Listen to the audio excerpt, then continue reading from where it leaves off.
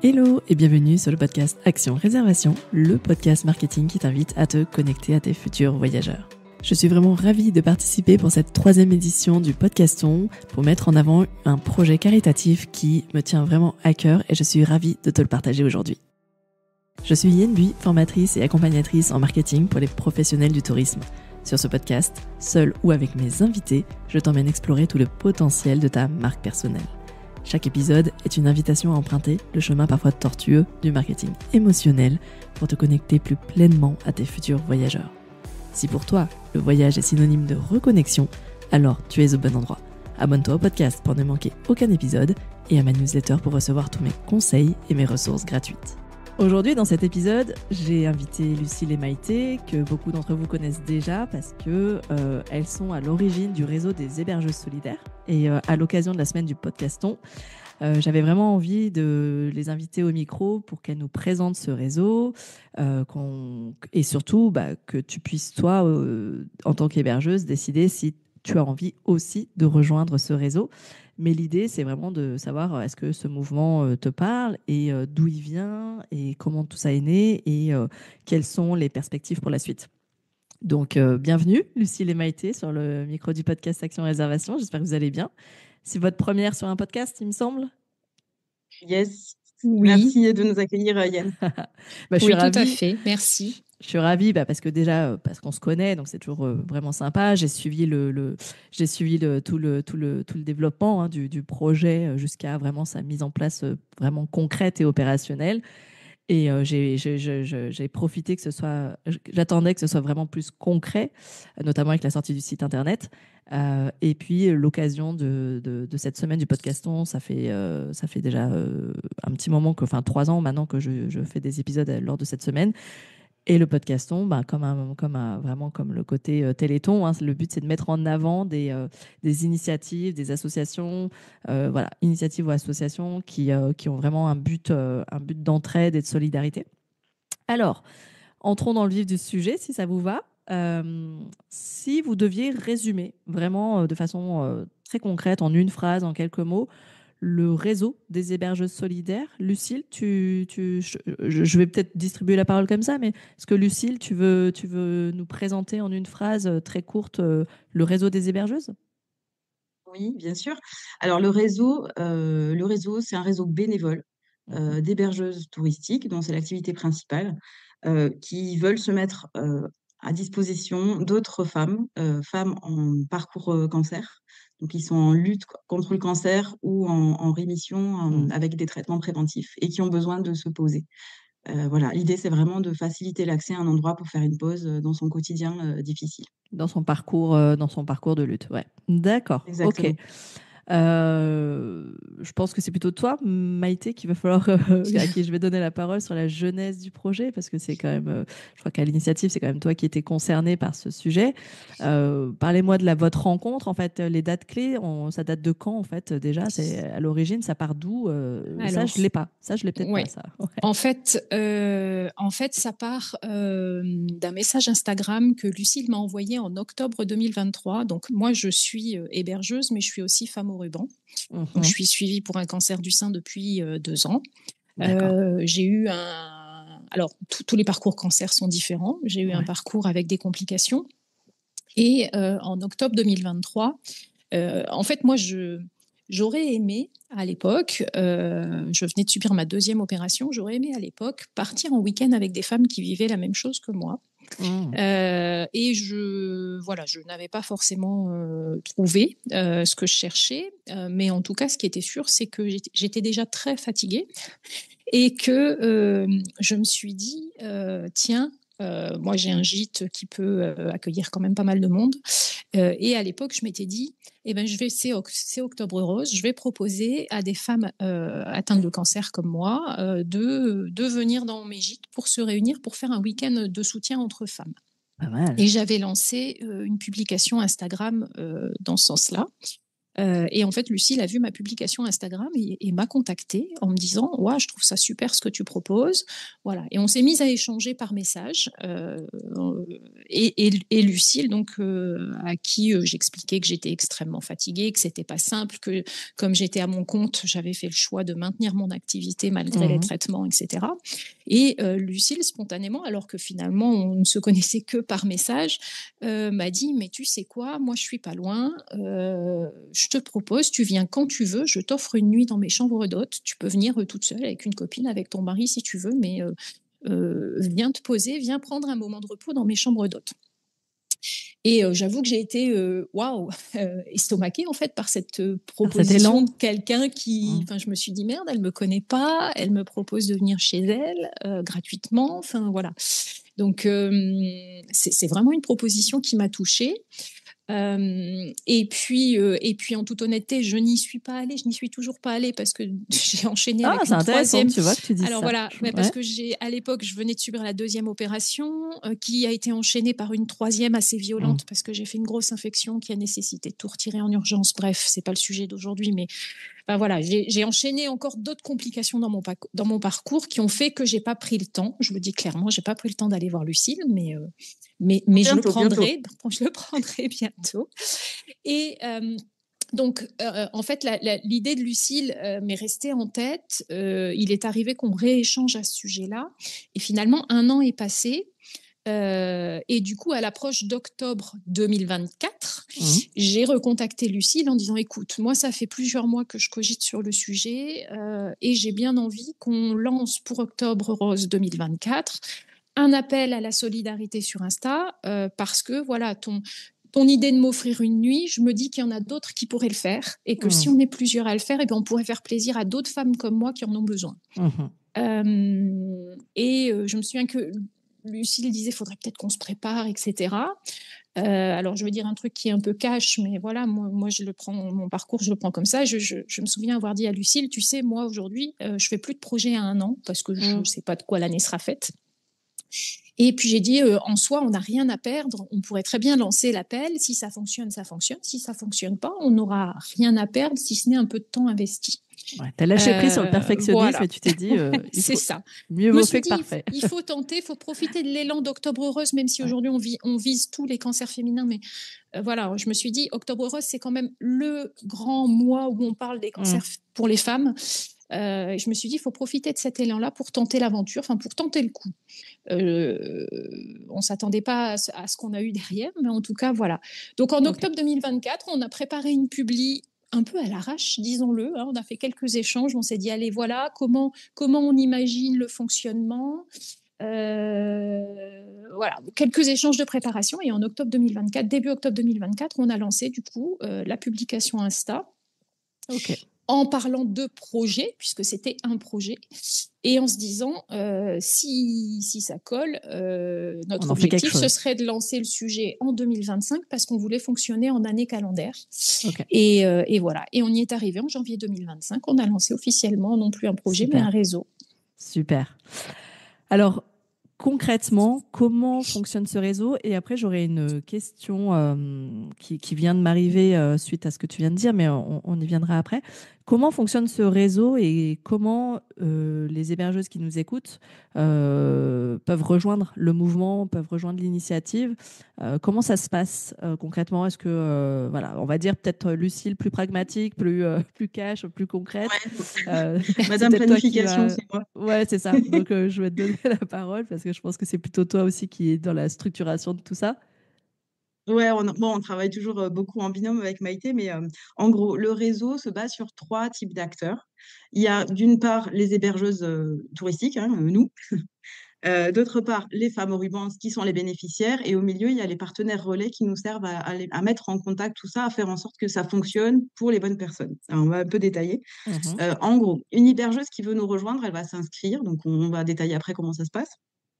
Et proposer une offre. Là, c'est bien important de comprendre qu'on est vraiment sur un dispositif solidaire à fond et que chacun propose ce qu'il peut, ce qu'il veut, dans la mesure de ses moyens. On a bien conscience que on le sait, c'est notre activité professionnelle en partie, ce qui fait que on peut pas offrir, tout le monde peut pas offrir la même chose, etc., notamment de la gratuité totale. Bon, certains vont offrir une nuit ou 2 en chambre d'hôte, c'est quelque chose qui est possible. Ouais, sur un gîte, c'est compliqué. Voilà, tu vas pas offrir une semaine, bon. On va pouvoir limiter les périodes, etc. Donc, chacun définit ce qu'il est prêt à offrir dans le cadre de ce dispositif, de ce réseau. Nous, ensuite, de notre côté, on réceptionne les offres. On va les mettre en forme pour les faire figurer sur notre site internet. On a un annuaire en ligne avec toutes les offres qui sont disponibles actuellement et dans quel hébergement. Et ça, c'est à destination des femmes au ruban qui vont venir consulter ça sur notre site. Donc, les femmes consultent le site, choisissent l'endroit où elles aimeraient bien aller, l'offre dont elles voudraient bénéficier. Elles contactent d'abord l'hébergeuse pour vérifier si l'offre est disponible pour elles dans les conditions requises. Et ensuite, elle va se tourner vers le partenaire relais, qui est soit une association, soit un professionnel de santé, mais quelqu'un qui les accompagne dans le cadre spécifique de leur parcours cancer, et qui va, lui, nous contacter pour avoir un code à usage unique. Ça nous permet en fait de valider que nos offres vont bénéficier aux bonnes personnes en fait et qu'il n'y aura pas d'abus sur le système. Ah oui, ça y est. J'étais en train de me poser la question. En fait, pourquoi il y a ce tiers? En fait, c'est pour dire, oui, tu as vraiment un cancer. En fait, c'est un peu pour dire, c'est pour Ça, parce éviter que notre pensé, préalable, notre préalable, c'était de dire ces femmes-là, elles en chient assez, pardon pour les gros mots, ces femmes-là, elles en chient assez au quotidien. On n'a pas envie, quand elles arrivent, de leur dire montre-moi ton certificat médical. Ah ouais, T'as non, tes mais cheveux, j'y avais pas pensé. Oui, ouais. On s'était dit, enfin vraiment, ce dispositif est pensé pour les femmes, quoi. Et donc, on veut vraiment leur faciliter la vie, quoi, et pas qu'il y ait de tension nulle part. Et de notre côté, on est bien conscient qu'il est possible qu'il y ait des gens qui essayent d'en abuser, tu vois, de ce système, de cet élan de mais générosité. c'est vrai. Et du coup, on s'est dit comment est-ce qu'on peut borner ça? On a mis donc les partenaires relais au milieu et on a mis même ce système de code parce qu'en fait, on a des questions de respect du secret médical ou de choses comme ça. Au début, on s'était dit, les partenaires nous disent telle femme veut bénéficier. Sauf qu'en fait, on a eu très vite des gens qui nous ont dit non, non, non, c'est pas possible, on peut pas vous donner des noms de femmes parce que secret médical, etc. Et Okay. RGPD, tous ces trucs-là. Donc, on s'est dit, comment on contourne le problème? Et on a trouvé ce système de code. Et a priori, avec les premiers partenaires avec lesquels on échange, ça peut très bien fonctionner comme ça. D'ailleurs, les premiers dossiers sont un peu en cours, quoi. Donc, c'est génial qu'on en parle parce que j'avais pas du tout identifié tu vois, à la fois le côté secret médical, à la fois le côté comment on peut hacker le système facilement. En fait, tu vois, j'y avais même pas pensé.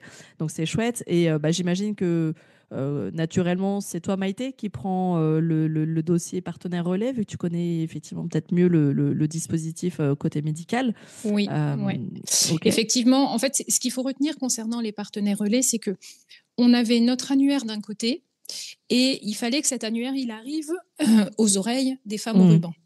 Et du coup, on s'est dit, mais comment on va le faire arriver aux oreilles des femmes au ruban? La meilleure solution, parce que ceux qui sont au contact quotidien des femmes au ruban, ce sont les établissements de santé et les associations auxquelles elles adhèrent. Ouais. Donc, d'où l'idée de ce partenaire. Alors, on les a appelés partenaires relais. C'est une forme d'intermédiaire. Oui. Entre nous et les femmes au ruban. Et effectivement, comme l'a expliqué Lucile, le point qui était important, en fait, il est double. C'est d'un côté, pour les femmes au ruban, cette notion de respect du secret médical, des données personnelles, etc. Parce que c'est vrai que à l'origine du projet, on s'était dit, les établissements de santé nous donneront le nom de la femme qui veut bénéficier et hop, ça s'arrête là, on lui fait bénéficier. Sauf que quand on a exposé le projet à certains hôpitaux, dont celui dans lequel je suis suivie, ils m'ont tout de suite mis un veto à Bordeaux en me disant attention, nous on n'est pas partisans de transmettre les noms des femmes puisque on risque de s'opposer à la protection des données personnelles et au secret médical. Okay. Et c'est en échangeant d'ailleurs avec la personne en charge de l'aide aux patients de l'hôpital, c'est elle qui a suggéré l'idée d'un code. Elle me dit pourquoi vous ne pourriez pas fonctionner avec un code. Voilà, c'est comme ça que c'est venu en fait. Génial. Et donc on s'est dit ces partenaires relais, ce seront nos personnes de confiance qui vont diffuser l'information aux femmes au ruban et à qui nous on remettra les codes. Pour deux raisons simples. La première, le respect du secret médical et des données personnelles, donc pour eux. Et pour nous assurer aussi que les codes vont aux bonnes personnes, parce que je le dis toujours, mais en gros, on ne vit pas dans le monde de oui-oui. Et nous, on veut aussi éviter que des personnes non malades malveillantes parviennent à bénéficier des codes, parce qu'on a quand même des hébergeuses extrêmement généreuses dans le réseau.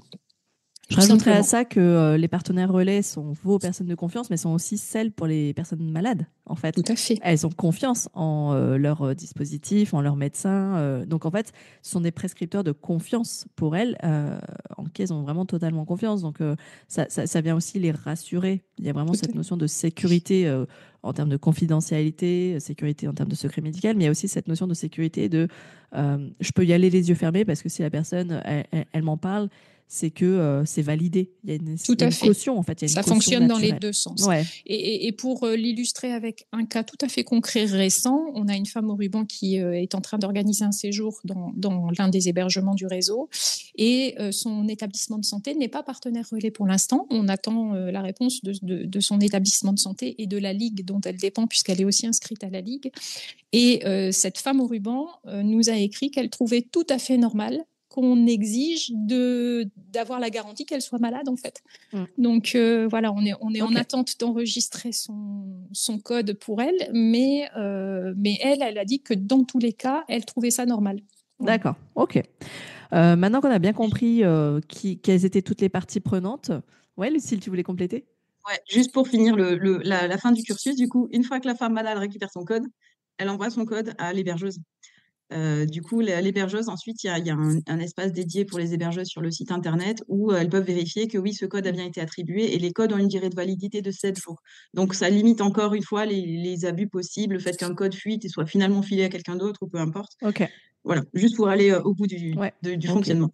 Donc, l'hébergeuse aussi, en bout de chaîne, vient vérifier que le code est bon et bien pour la bonne personne, etc. Ok. Ça rassure tout le monde. Et une fois que tout ça c'est fait, c'est un hébergement, une réservation lambda, quoi. Un contrat classique, tu vois. On fonctionne comme d'habitude, sauf qu'il y a une offre qui est appliquée. Ça, c'est important à souligner. Tu as raison, Lucille.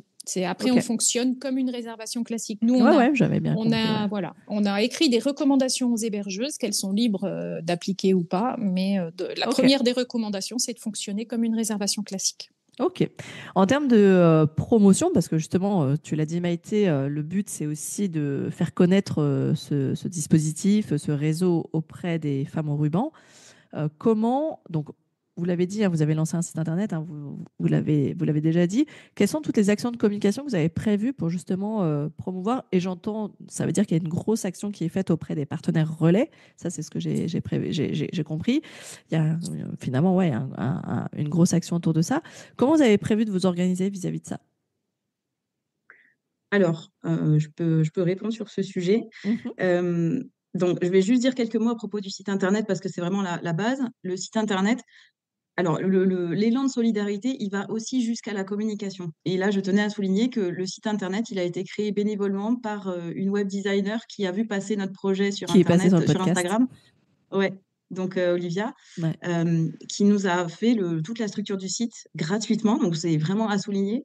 De la même façon, on a des hébergeuses qui ont des compétences qui sont graphistes en fait, graphistes, qui sont imprimeuses. Donc notre flyer a été designé par une autre hébergeuse, il a été imprimé par une autre hébergeuse. Enfin ça c'est juste magnifique, juste tout ce qui s'est passé là autour de la création du dispositif, c'est énorme en fait.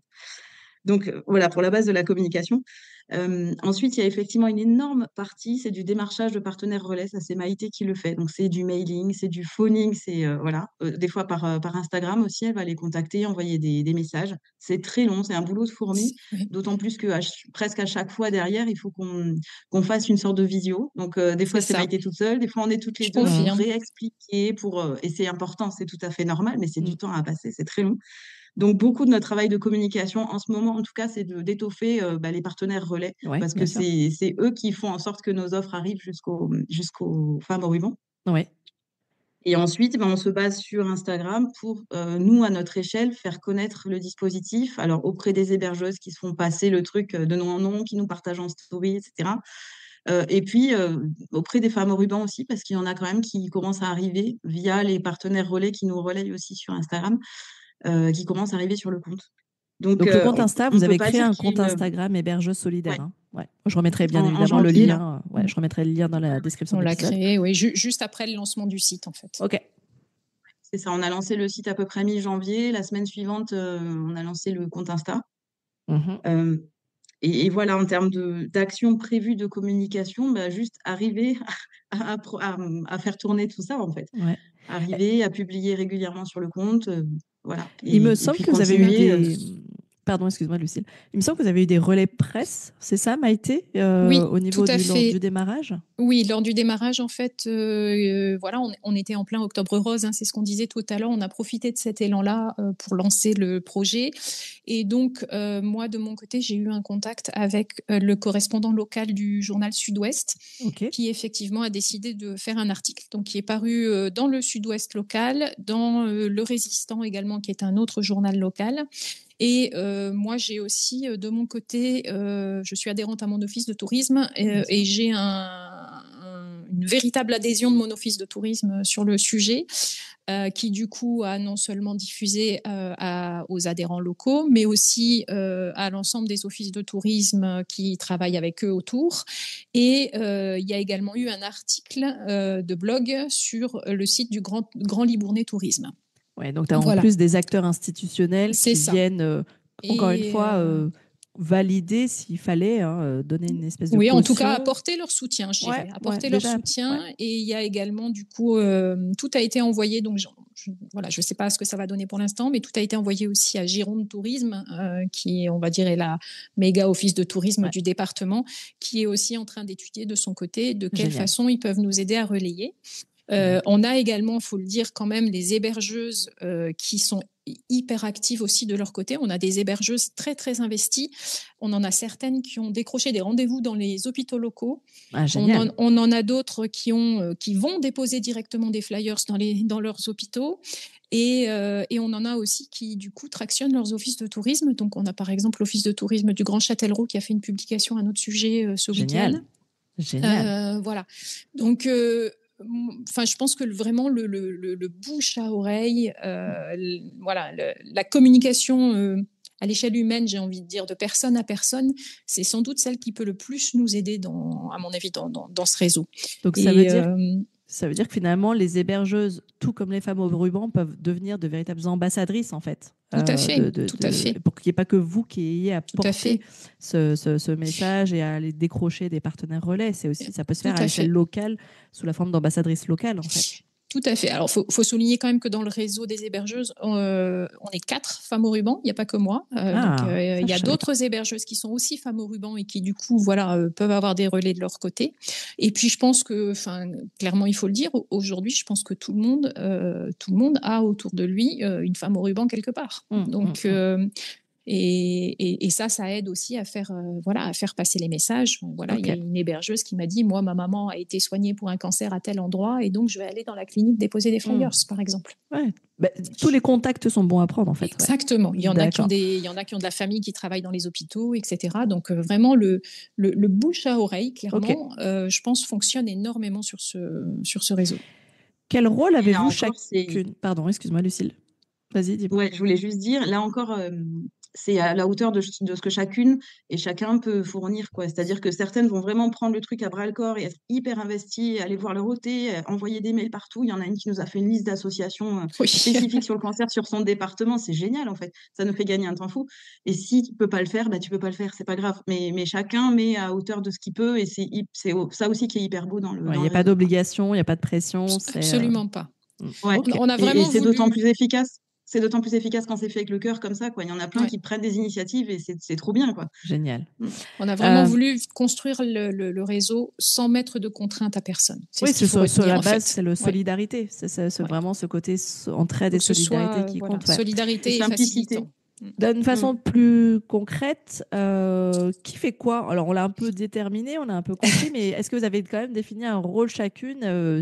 Qu'est-ce que, si je dois me tourner vers Lucille, si j'ai un besoin bien spécifique, qui fait quoi? Ça, vous l'avez défini aujourd'hui? Alors, absolument pas. En partie, en fait, on fait... c'est le sujet qui fait rire. On sait qu'on est sur la même longueur d'onde toutes les deux, déjà. On communique beaucoup toutes les deux. Donc, dès qu'il y a une question qui va se poser un petit peu, on va en parler toutes les deux avant de communiquer dessus ou autre. Mais il n'y a pas vraiment de rôle défini. C'est plutôt à hauteur du temps qu'on va avoir libre chacune en fonction de nos semaines, etc. Moi, j'ai des enfants qui sont plus jeunes que ceux de Maïté, donc très souvent, je ne suis pas prise aux mêmes horaires qu'elle. On a des rythmes de vie très décalés aussi, c'est-à-dire Maïté se lève très tôt, oui.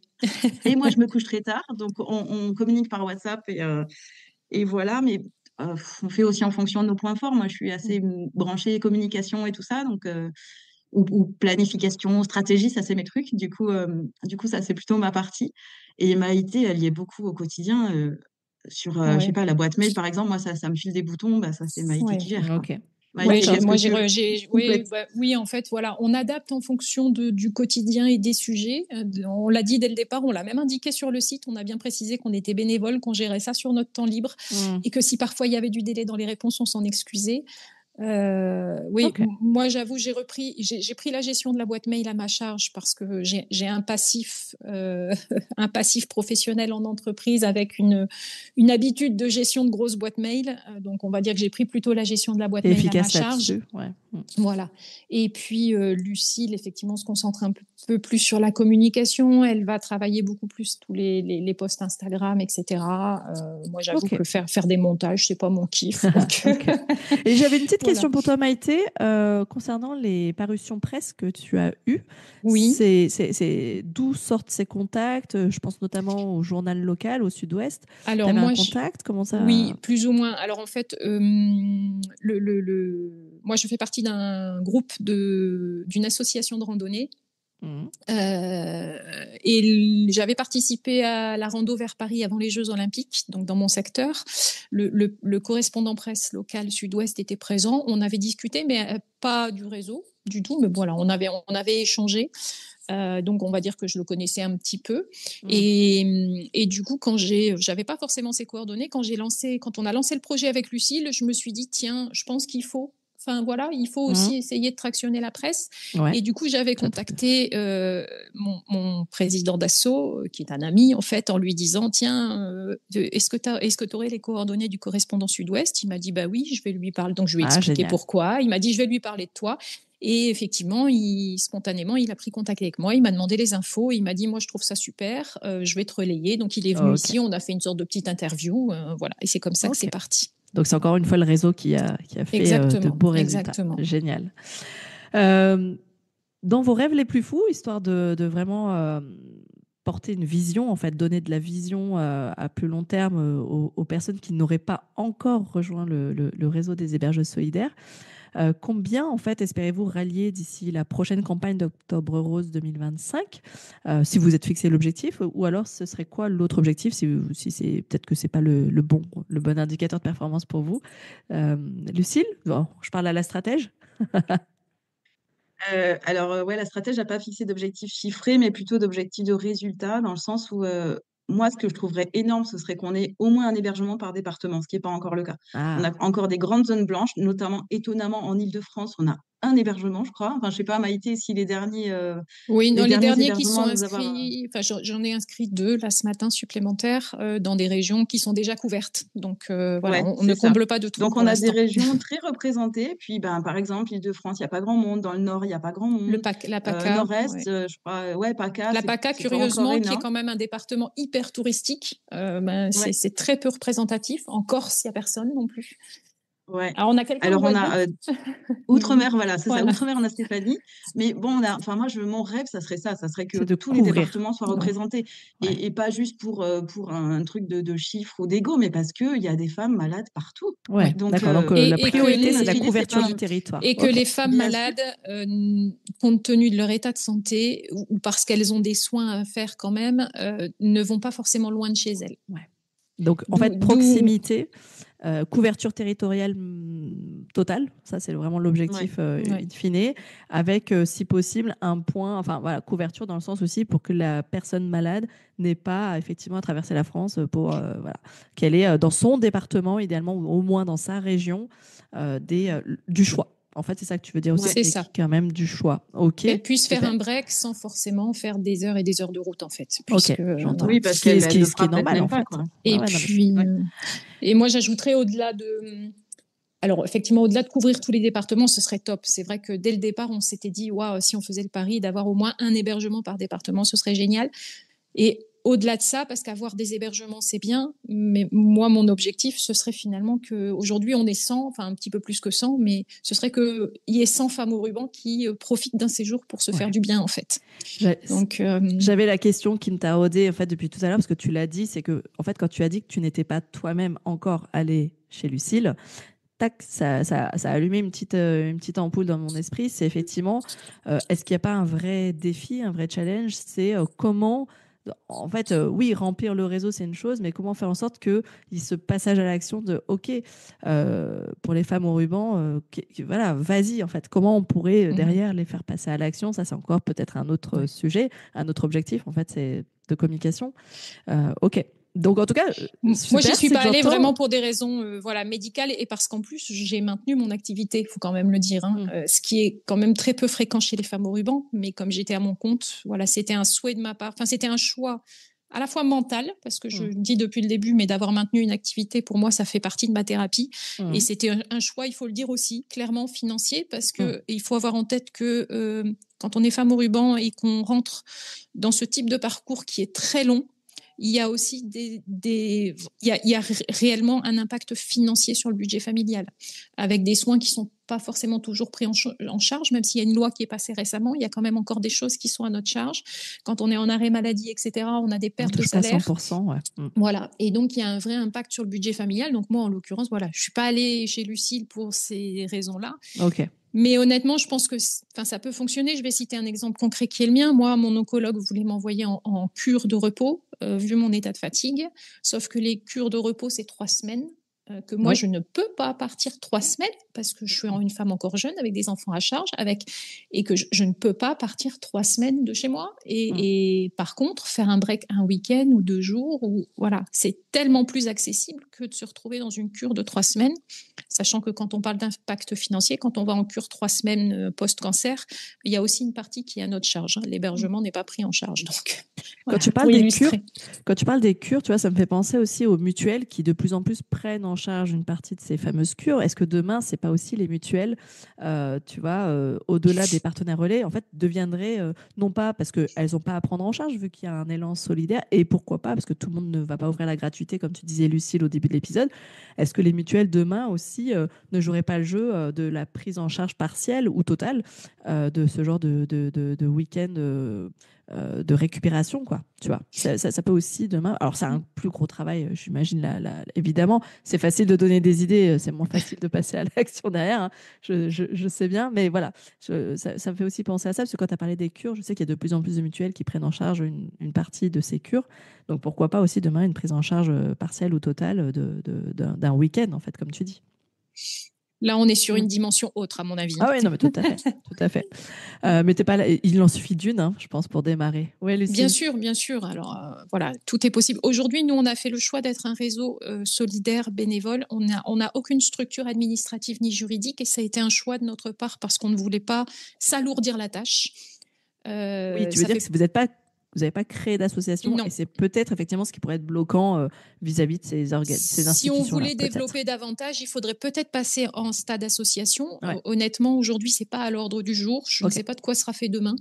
Mais aujourd'hui, on a vraiment voulu faire ça au plus simple pour tout le monde, y compris pour nous. Ouais, je comprends. Lucile, tu voulais ajouter un petit mot, je crois. Ouais, j'avais deux réactions. La première, quand tu disais comment tout l'enjeu, c'est d'arriver à faire passer à l'action ces femmes au ruban. Je pense que là encore, le rôle des partenaires relais est primordial. En fait, c'est eux qui sont là dans leur parcours de soins, en particulier les professionnels de la santé. Si eux leur disent, écoutez, il y a ça qui existe, vous avez vraiment besoin de vous poser, c'est peut-être pas si compliqué. Regardez, là, je pense qu'il y a un vrai enjeu à ce niveau-là aussi par les partenaires relais. Ça, c'est le premier truc que je voulais dire. Souligner aussi leur rôle plus que juste d'en parler, mais c'est de les inciter, comme l'a fait l'oncologue de Maïté, même si elle ne l'a pas écouté. Alors, il faut... Parce que parce que enfin, l'enjeu, c'est aussi qu'on est des femmes dans la société actuelle, la charge mentale, tout ça, le fait de prendre soin des autres. Et c'est double peine, triple peine quand on est atteint d'un cancer, quoi, parce que tu dois t'occuper de toi en plus, sauf que c'est Tu lâches pas compliqué le de prendre ce reste. temps-là, quoi. Tu lâches pas le reste. Et je me rappelle que c'était une conversation qu'on avait eue avec Maïté au Mhm. tout début, quoi, où je lui avais dit, ben, en fait, c'était moi qui dis, mais viens, tu viens, non négociable, tu viens te reposer, parce On que est c'est des super. femmes, hein. Maïté, On est son des truc, femmes, on fait passer les autres avant nous. Voilà, Bien c'est sûr. tout. c'est ça. Et Bien donc, sûr. Maïté, qui, elle, est malade et fatiguée, qu'est-ce qu'elle fait? Elle propose à d'autres femmes de venir se reposer chez elle, quoi. Donc, moi, c'est là où je me suis dit, non, mais Maïté, tu viens à la maison. Ah, c'est super ce que tu fais, mais viens te poser, C'est quoi. non négociable, mais tu Donc, vois, comme quoi. Il y a un vrai sujet, justement, et c'était depuis le tout début, j'ai envie de vous poser la question, le pourquoi spécifiquement des femmes, parce que vous dit bien des hébergeuses solidaires. Je voudrais savoir pourquoi, je sais pas, je suis un mec, j'ai un gîte, pourquoi je rentrerai pas dans le Il réseau? y en a. Moi, je suis exclue. Ah, il y en a, Il y oui. a des, Tu peux rentrer dans le il y a réseau. des mecs, bien sûr. ah, Il y en a. on est obligé d'être hébergeuse. Ok. Non, on aime tout le monde. Il y a des. Alors, c'est une question qui revient très régulièrement, donc c'est bien que tu la poses. Ouais. Nous, on a fait le choix dès le départ. Lucille et moi, on était des filles et on avait envie de venir en soutien d'autres femmes. Ouais, bien sûr. On est féministe, on va le dire. On a un côté féministe. Voilà, il n'y a pas de honte à ça. Je plus sois.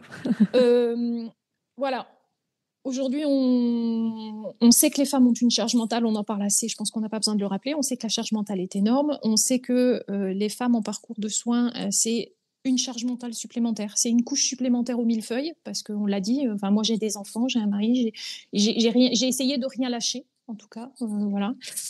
Donc on vient mettre une charge, une grosse couche supplémentaire au millefeuille quand la maladie s'invite. Donc, nous, on a décidé qu'on était des femmes qui allaient aider d'autres femmes. C'est pas pour ça qu'il n'y a pas de mecs dans l'équipe. Il y en a eu très vite dès le départ. Et il y a aussi, il faut le dire, quand même beaucoup d'hébergeuses qui travaillent en couple. Oui. Mais on a décidé, voilà, de développer ce projet au féminin. On a dit qu'on oubliait la règle grammaticale française qui dit que le masculin l'emporte et que même s'il y a quelques gars dans le réseau, ce seraient des hébergeuses solidaires. Okay. Non, mais là-dessus, Voilà. je comprends totalement. Et moi-même, je sais que je m'adresse que à des hébergeuses maintenant majoritairement. Et j'estime que les hébergeuses accueillent beaucoup de voyageuses aussi. En tout cas, ce sont celles qui prennent les décisions. Elles n'accueillent pas que des femmes, mais c'est quand même celles qui sont le contact principal. Mais ce qui est intéressant aussi dans ce que vous dites, c'est que la notion de charge mentale, je pense que ça va être un vrai levier en fait, dans votre stratégie de communication. C'est d'inciter aussi toutes les hébergeuses qui rejoignent le mouvement de se dire en fait, pour que ça marche, en fait, c'est d'arriver à accompagner les femmes au ruban dans en fait cette notion de charge mentale, leur dire en fait je comprends que tu es la charge mentale, je comprends que tu sois malade, maman, épouse et que tu peux pas tout lâcher, mais en fait d'arriver à prendre soin de soi et comme tu le dis, arriver à lâcher prise. En fait, je crois que le vrai défi c'est de comment on peut accompagner ces femmes au ruban à lâcher prise et de penser à elles parce que c'est plus facile à dire qu'à faire. La preuve, Maïté, hein, tu l'incarnes totalement. Et donc, en fait, comment on peut accompagner toutes ces femmes à arriver à lâcher prise juste le temps d'un week-end, quoi. Tu te rends compte, il est là le défi, en fait. C'est comment, t'as beau être malade, t'as beau avoir un cancer, t'arrives pas à lâcher prise. Et quelque part, est-ce que c'est pas ça le message quelque part de la maladie? C'est en fait, il est peut-être temps que tu apprennes à lâcher prise. Tu vois, je vais aller peut-être un peu loin dans ce que je dis, mais est-ce que c'est pas un signal fort de ton corps qui est en train de te dire, en fait, il est temps là que tu apprennes à lâcher prise? C'est une très bonne remarque. Oui, non, mais il y a du vrai dans ce que tu dis. C'était la petite pique. Je suis comme ça, Lucille, elle a l'habitude parce qu'elle écoute les épisodes peut-être plus que toi, mais tu sais que je suis un peu, enfin, tu le sais peut-être pas, mais je suis un peu la spécialiste de la petite pique qui fait mal. C'est en profondeur, qu'est-ce qu'il faut aller creuser? C'est un peu ça. Tu as raison, mais tu as totalement raison. Enfin, voilà, après, moi, je peux pas parler pour les autres, je peux parler que pour moi. Bien sûr. Moi, j'ai toujours fait passer ma famille avant moi et aujourd'hui, je vais l'illustrer. On va partir 3 jours en vacances dans pas longtemps. Au départ, l'idée, c'était que je parte avec 2 copines, sauf que on ne change pas sa nature. Et j'ai culpabilisé et j'ai dit à mes copines, OK, on part, mais j'emmène mon mari et mes enfants avec moi. Deal, quoi. T'as pas respecté le deal. Oui, mais et après, c'est con parce qu'aussi, quand on est dans cette maladie, ce qui est terrible quand on est dans cette maladie, c'est que tu vis, et ça, je pense que toutes les femmes le diront, tu vis avec une sorte d'épée de Damoclès sur la tête. Ouais. Tu vis en te disant toujours, est-ce que ça va revenir ? Clairement. Dès que tu as un petit truc qui déconne physiquement dans ton corps, tu te poses la question de est-ce que c'est revenu ?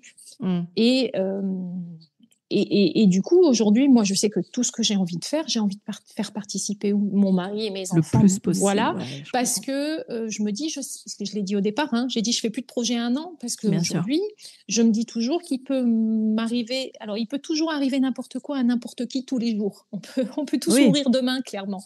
Mais voilà, malheureusement, quand tu as cette maladie qui s'invite dans ta vie, mais même si tu es hyper positif, etc., même si tout le monde te dit ça se guérit bien, moi j'ai quand même un oncologue qui me dit là on ne peut pas parler de guérison en cancer, on parle de rémission, on ne peut pas parler de guérison parce que le cancer finit toujours par revenir, ou en tout cas quasiment toujours par revenir. Mais tu as une forme d'épée de Damoclès et c'est... Moi j'ai dit toujours dès le départ, j'ai pas eu peur de mourir pour moi. J'ai eu peur de mourir pour les laisser. En laissant les autres, ouais, je comprends. Je comprends totalement et je pense que ça, tout le monde doit le...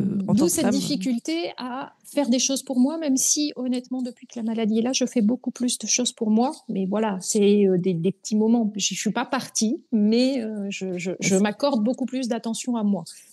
Mais je pense que c'est dur quand on est une femme. Ouais. Voilà. Est-ce que le parcours de la femme au ruban n'est pas plutôt d'apprendre à se dire il est temps de prendre d'abord soin de moi et en prenant soin de moi, j'arriverai à prendre soin. D'une certaine manière, je prends soin des autres en prenant soin de moi. Je pense, oui, une grosse partie du parcours. Lucille, tu en penses quoi de tout ça? Je pense que c'est aussi, en discutant là, ça me vient comme ça, mais je pense que c'est aussi une des vocations qu'on pourrait avoir à travers notre communication. Exactement. De montrer ça, de dire, c'est sensibiliser, tu as le droit. D'ailleurs, c'est un peu un de nos slogans là, qu'on voudrait exploiter un peu plus. Vous avez le droit, on vous donne l'endroit. Vraiment, c'est ça qu'on veut faire. C'est important, il faut le faire. Et donc, d'en parler, on contribue à notre échelle, mais il y a plein d'assos qui le font. On contribue à notre échelle à normaliser ce truc-là. C'est important, ta santé, prends le temps pour toi, etc. Et je dirais même, c'est même pas une question. Je pense que le droit, Maïté, elle le sait qu'elle l'a, mais je dirais plutôt, c'est prends conscience, c'est plutôt une prise de conscience de prends conscience que... Oser, c'est oser le... Oui, on sait qu'on l'a, mais c'est oser... C'est même pas oser, je dirais même que c'est vraiment prends conscience que quand tu prends soin de toi, automatiquement, ça vient rayonner sur les autres. C'est-à-dire que quand tu prends soin de toi, d'une certaine façon, tu apportes aussi de la sécurité, de la sérénité à ton entourage proche, parce qu'ils sont heureux pour toi. Et du coup, ça les libère aussi un peu de cette inquiétude. Parce qu'en fait, te voyant prendre soin d'eux, eux, ça vient un peu les apaiser. Et je pense qu'en fait, c'est de se dire, regardons les choses du côté, vu que ceux qui t'inquiètent, toi, c'est ton entourage, mets-toi à leur place, en fait, prends leur place, mets-toi de leur point de vue et dis-toi comment ils vivent quand tu te prends soin de toi tout un week-end. Est-ce que finalement, c'est pas les plus heureux du monde de te voir faire ça, tu vois? Oui, sans doute, puisque moi, il me pousse à le faire. Et voilà. Donc, en fait, c'est pas d'oser. En fait, je pense que le droit, tu te le prendrais. C'est juste que tu as cette culpabilité. C'est de se libérer cette culpabilité-là. Mais parce qu'en fait, tu n'arrives pas à te mettre à la place de ton entourage proche. Et la clé, elle est là. C'est pose la question à tes proches. Comment ils vivraient? Qu'est-ce qu'ils ressentiraient si tu partais un week-end? Ce serait les plus heureux du monde pour toi. Alors, moi, si je devais rajouter une petite chose, tu vois, je me dis, il va falloir que j'arrive, je pense, à le faire. Moi, je rêverais d'aller passer un week-end avec d'autres femmes au ruban. Et donc, aujourd'hui, si je peux passer un message aux hébergeuses, il nous faudrait, je pense, plus d'hébergements de groupe. Parce que je pense vraiment une sorte de retraite. Je pense qu'effectivement, de pouvoir organiser des week-ends entre femmes au ruban, parce que malheureusement, il faut le vivre pour comprendre. Je pense que ça peut être vraiment libérateur pour nous, quoi, pour les femmes qui le vivent. J'ai échangé récemment avec une femme au ruban qui m'avait contactée pour avoir un code de réservation, justement. Elle revenait d'un séjour avec d'autres femmes au ruban et elle m'a dit on vient de vivre un truc exceptionnel. Et donc, si aujourd'hui, effectivement, on a déjà beaucoup d'hébergements et on accepte tous les hébergements qui se présentent. Mais s'il y en a qui ont des hébergements de groupe et qui veulent entrer dans le réseau, je pense que ça peut être vraiment une bonne chose. Et parce que les assos aussi qui nous rejoignent en tant que partenaires relais sont très regardantes sur les hébergements de groupe. Aussi. Ça veut dire qu'en fait, dans le réseau hébergeuse solidaire, moi j'entends aussi le côté solidaire dans le sens En fait, ce qui te fait du bien, c'est peut-être pas de partir seul, mais c'est justement finalement de partir à plusieurs pour être solidaire et s'entraider entre femmes au ruban. Finalement, il y a aussi cette notion de solidarité entre femmes au ruban et de peut-être pas. C'est peut-être ça qui peut aussi freiner parfois, hein, c'est de se dire oui, ça va me faire du bien, mais est-ce que j'ai envie d'être seule à vivre Mais il y a ça, aussi des femmes qui veulent partir seules, notamment souvent c'est au moment de l'annonce du diagnostic. Ah ouais. Pas quand tu es en plein traitement, parce qu'honnêtement, tu es tellement au fond du trou physiquement que je pense que tu prends peut-être pas le risque de partir seule. Mais au début, je pense, quand le diagnostic est tombé, en tout cas moi ça a été mon cas, quand le diagnostic est tombé, alors pareil, je ne l'ai pas fait pour des raisons, voilà, mon mari a eu très peur à l'époque, mais j'avais envie de partir seule pour faire un peu un point sur ma vie finalement. Moi, tu sais quoi, Maïté, j'ai envie de te lancer un défi, un vrai challenge.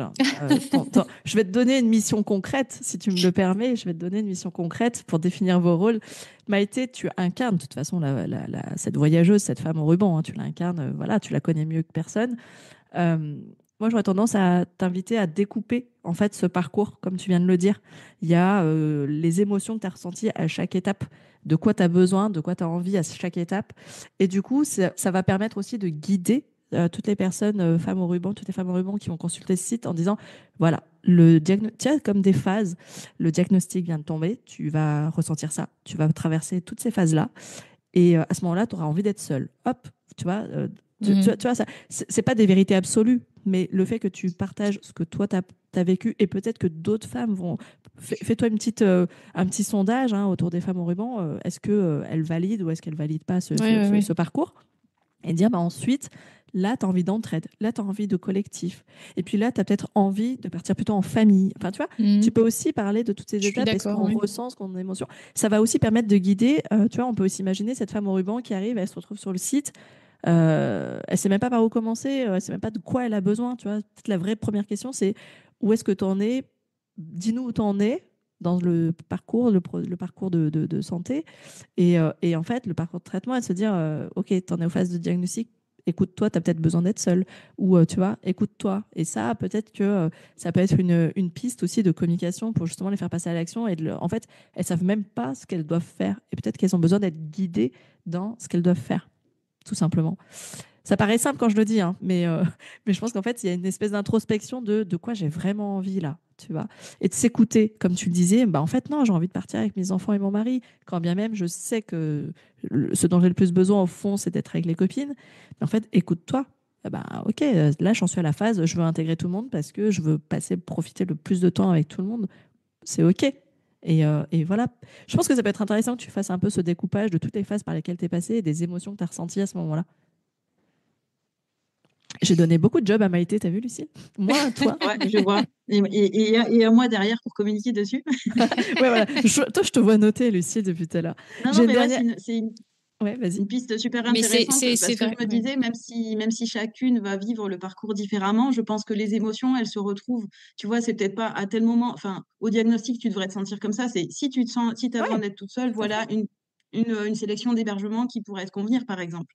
Ou on pourrait aussi imaginer ça, quoi. Et dire, impliquer les partenaires relais. Avec une copine. Ouais, oui. Et aussi impliquer les partenaires relais qui ont l'habitude en fait de connaître les différents stades, tu vois, les différentes phases émotionnelles pourraient aussi vous oui, parce qu'il y a des accompagnements socio-psychologiques. Hein, en plus.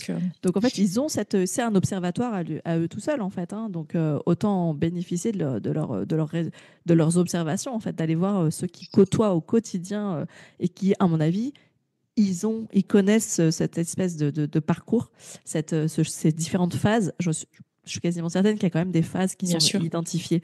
Et donc, à chaque phase correspond peut-être un type de voyage, solo, groupe, tu vois, famille. Il faut avoir en tête que, alors pour le coup, moi, je passe beaucoup de temps au contact des partenaires relais en ce moment. Il y a vraiment, je le souligne, un accueil hyper chaleureux de leur part. Ils disent clairement qu'il y a un vrai besoin sur le sujet. Donc, pour eux, ce projet, à plusieurs reprises, on m'a répondu, votre projet est énorme. Vous allez vous faire déborder. Voilà, tu vois, la question de l'asso est revenue plusieurs fois sur le sujet. Non pas parce qu'il faut une asso administrativement, ils m'ont juste dit, votre projet est énorme, vous allez vous faire déborder, il faudrait vous constituer en asso, ça vous permettrait d'employer quelqu'un pour vous aider parce que vous n'allez pas y arriver. Clairement, c'est comme ça qu'on me l'a dit. Donc, il y a les partenaires relais croient vraiment au réseau et affirment qu'il y a une vraie demande. D'accord.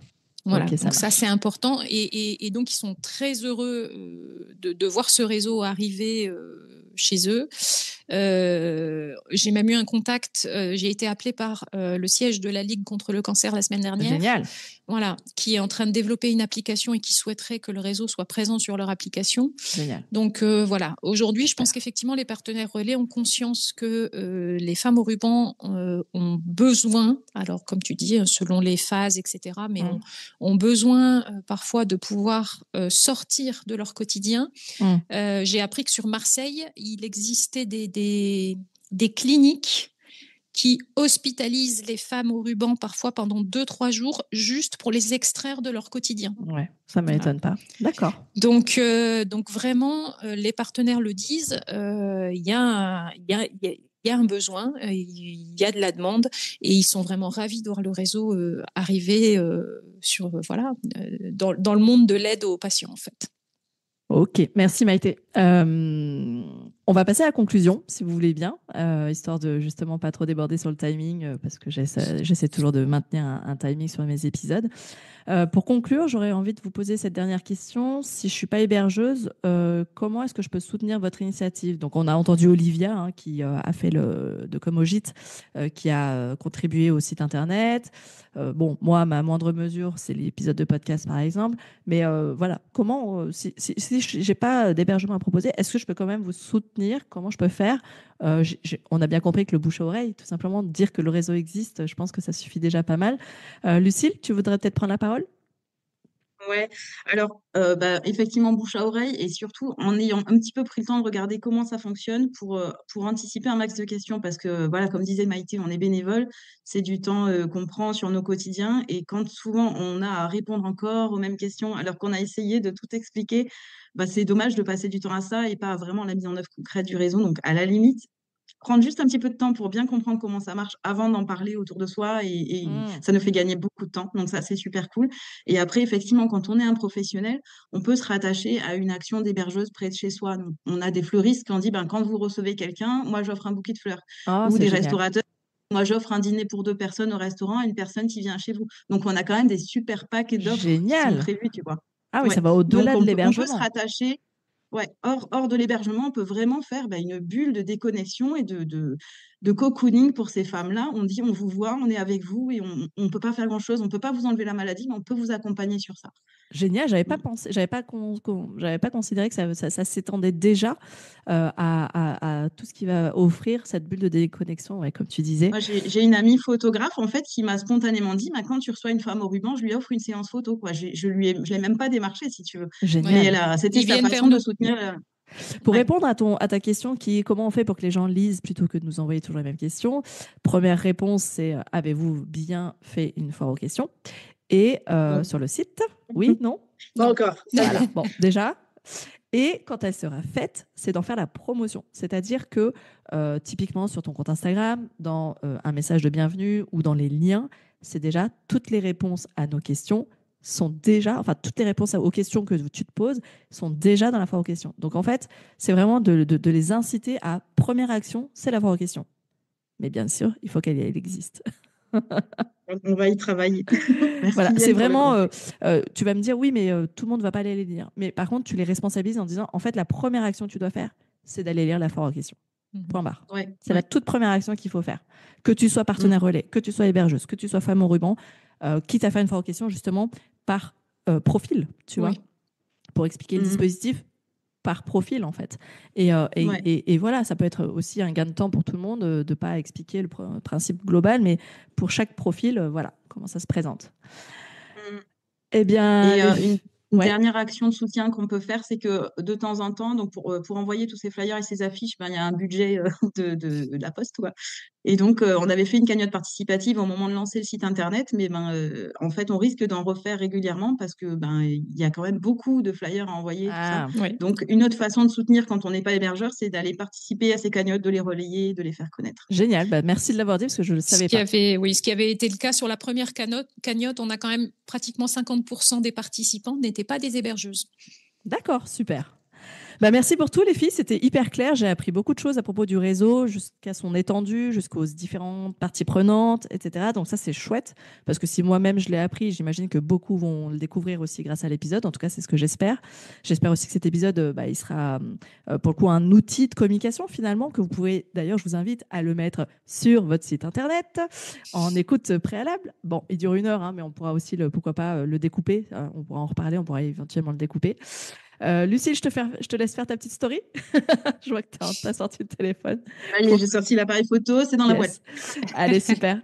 Merci à vous, les filles. Je suis vraiment heureuse d'avoir pu, à ma moindre échelle, accompagner, soutenir, ne serait-ce que aussi vous donner des pistes de communication. Et de toute façon, j'ai hâte que cet épisode sorte et qu'il fasse ces tout petits derrière. Je vous embrasse très fort. Et merci à toutes. Merci à toi. À bientôt. Merci. À bientôt, salut. Cet épisode spécial Podcaston est désormais terminé. J'espère qu'il t'a plu, j'espère qu'il t'a donné l'élan pour rejoindre cette magnifique initiative. Encore bravo et merci à toutes les deux, Lucille et Maïté, d'avoir accepté de venir parler de ce projet, de parler de ce réseau. C'est plus un projet, c'est un réseau. Et comme d'habitude, je mettrai toutes les notes dans la description de cet épisode. Si tu veux aller découvrir ce réseau sur leur site internet, si tu veux savoir comment t'inscrire et rejoindre cette initiative, je te mettrai tous les liens. En tout cas, n'hésite pas.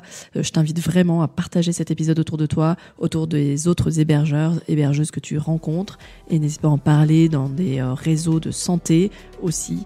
C'est vraiment important, je pense, de faire savoir, de faire connaître ce beau réseau. Et en tout cas, merci encore à toi d'avoir écouté cet épisode jusqu'au bout. N'hésite pas à t'abonner, je t'invite à t'abonner ou à me laisser en tout cas un commentaire ou une jolie note 5 étoiles sur la plateforme d'écoute que tu utilises actuellement.